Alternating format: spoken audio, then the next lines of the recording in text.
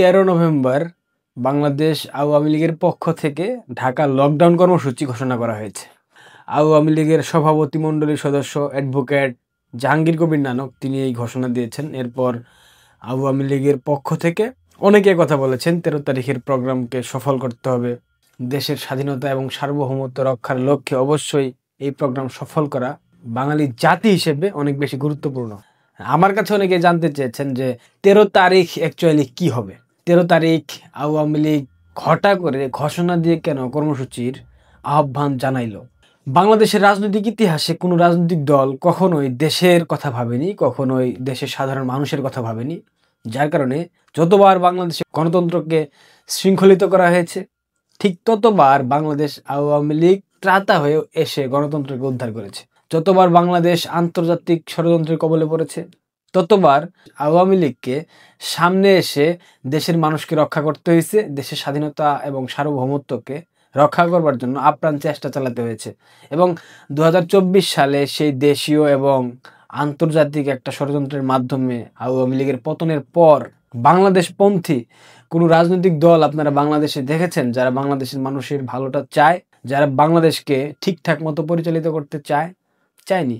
সেই corridor issue, সেই Saint Martin issue, বন্দর ইস্যু, এই যে বিষয়গুলো সম্পন্ন হয়েছে বাংলাদেশে সুনিপুণভাবে ইউনূসের নেতৃত্বে হয়েছে, কিন্তু এইখানে প্রত্যেকটা রাজনৈতিক দল তাদের সম্মতি দিয়েছিল, সমর্থন ছিল বলেই ডক্টর ইউনূসের মতো নরবরে একটা ব্যক্তি সরকার প্রধানের দায়িত্ব পাবার পর থেকে তিনি খুব স্বাভাবিক প্রক্রিয়ার মধ্য দিয়ে বন্দর, করিডোর এবং সেন্ট মার্টিনকে দিয়ে দিয়েছেন।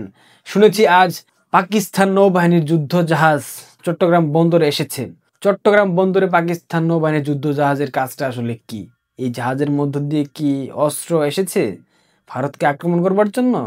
এগুলো তো স্বাভাবিকভাবেই ভেবে নেওয়া হবে। সীমান্তে 3টা ক্যান্টনমেন্ট নতুন করে স্থাপন করেছে ভারত, এগুলো কি এমনি এমনি করেছে? করে নাই তো। এদের আচরণের কারণে করতে বাধ্য হয়েছে ভারত। আগামী 10 কিংবা 15 বছর পর পরবর্তী প্রজন্ম অবশ্যই বাংলাদেশের মানুষকে প্রশ্ন করবে, আপনার সন্তান আপনাকে প্রশ্ন করবে, আপনার নাতনি আপনাকে প্রশ্ন করবে, জিজ্ঞেস করবে, যখন একটা বুইরা শকুন বাংলাদেশের সার্বভৌমত্বকে পশ্চিমা প্রভুদের কাছে বিক্রি করে দিয়েছিল, তখন তোমরা প্রতিবাদ জানাওনি কেন? তুমি যেহেতু রাজনৈতিক সচেতন মানুষ ছিলা, তুমি যেহেতু একটা রাজনৈতিক দলের সাথে সম্পৃক্ত ছিলা, তোমার সেই রাজনৈতিক দল বাংলাদেশের সাধারণ মানুষের কথা ভেবে তারা কেন প্রতিবাদ জানায়নি? তারা কেন এই অবৈধ সাংবিধানিক সরকারের বিরুদ্ধে রাস্তায় নামার চেষ্টা করেনি? তারা কেন ঘোষণা দিয়ে বাংলাদেশের সাধারণ মানুষকে তাদের সাথে সম্মিলিতভাবে সংগ্রাম জারি রাখার জন্য বলেনি? এই প্রশ্নটা স্বাভাবিকভাবে করতে পারে। আমি মনে করি 13 তারিখের এই প্রোগ্রামের মধ্য দিয়ে আওয়ামী লীগ একটা দায় মুক্তি পেল। কেমন দায় মুক্তি? ভবিষ্যৎ প্রজন্ম যখন আওয়ামী লীগের কাউকে জিজ্ঞাসা করবে, দেশ যখন সংকটে ডুবছিল, দেশ যখন পশ্চিমারা নিয়ন্ত্রণে নিচ্ছিল, দেশে যখন পাকিস্তানি সন্ত্রাসীরা ঘাঁটি গেড়ে বসেছিল, দেশে যখন ইউনূসের মতো পশ্চিমা পাপেট বসে বসে দেশটাকে খুবলে খুবলে খাচ্ছিল, তখন আওয়ামী লীগ কোথায় ছিল? দল আওয়ামী লীগের ভূমিকা কি? আওয়ামী লীগের নেতাকর্মীদের ভূমিকাই বা কী ছিল? 13 তারিখের এই কর্মসূচি শুধুমাত্র বাংলাদেশ আওয়ামী লীগের ব্যক্তিগত কর্মসূচি এমনটা ভাবার কোনো অবকাশ নেই। 13 তারিখের এই কর্মসূচি বাংলাদেশের স্বাধীনতা সার্বভৌমত্ব রক্ষার লড়াইয়ের একটা অংশ, বাংলাদেশের মানুষের গণতান্ত্রিক অধিকার রক্ষার লড়াইয়ের একটা অংশ, বাংলাদেশের মানুষের বাক স্বাধীনতা পুনরুদ্ধার করার লড়াইয়ের একটা অংশ। আমার মনে হয় আগামী প্রজন্মকে উত্তর দেবার জন্য এই প্রোগ্রামটা অনেক বেশি গুরুত্বপূর্ণ ছিল।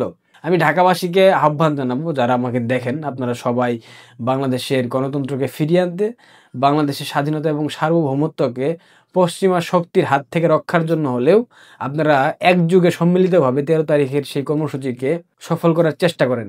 আর বাংলাদেশ আওয়ামী লীগের সকল পর্যায়ের নেতাকর্মীদের উদ্দেশ্যে বলতে চাই, আপনারা আপনাদের লোকেশন কোথাও শেয়ার করেন না, সে যত ঘনিষ্ঠ ব্যক্তি হোক না কেন। আর আপনারা যদি পারেন স্মার্টফোন ব্যবহার থেকে এড়িয়ে থাকবেন, কারণ যখন প্রোগ্রাম চলমান থাকে ওই এলাকার মধ্যে কারা কোন স্মার্টফোন কোথায় কোথায় কি করে কার কার সাথে মানে কলে কথা বলে এগুলা বের করা যায়। ওইরকম টেকনোলজি বাংলাদেশে এই মুহূর্তে আছে। যারা দেশে থাকেন সো কেয়ারফুল থাকেন, নর্মাল ফোন ইউজ করেন, জাস্ট সিমে কথা বলার জন্য কথা বলা শেষ করে ফোন অফ করে দিয়ে দেন।